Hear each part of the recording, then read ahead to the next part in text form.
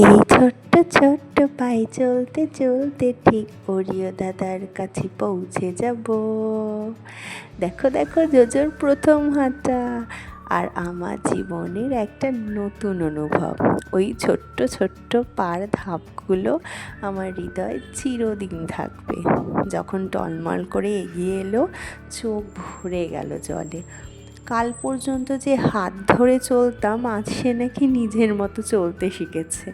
সময়টা কত তাড়াতাড়ি বদলে যাচ্ছে, বুঝতেই পারছি না। এই দেখো, এখন ওরিওর বন্ধু এসেছে টিনটিন, তাই জন্য নিচে সে চিৎকার করে করে তাকে ডাকছে। আর ভাইটুও তার সাথ দিচ্ছে। এখন ভাইটু তার নিজের টাট্টু ঘোড়া বার করতে চলেছে, আর একটু একটু ফাঁকে দেখে নিচ্ছে যে দাদার বন্ধু কি আছে না এখনও চলে গেছে। সময়টা কত তাড়াতাড়ি চলে যাচ্ছে। ছোট থেকে বড় হওয়ার এই পথটা এত সুন্দর, এত মূল্যবান। প্রথম হাঁটা মানে তো শুধু হাঁটা শেখা নয়, নতুন স্বপ্ন শুরু। প্রতিটা স্টেপে লুকোনো আছে অনেক চেষ্টা আর সাহস। আমি শুধু দূরে দাঁড়িয়ে দেখি আর আনন্দে মনটা ভরে ওঠে আমার। জোজোর এই প্রথম পা ফেলা জীবনের সবচেয়ে সুন্দর গল্প হয়ে থাকবে।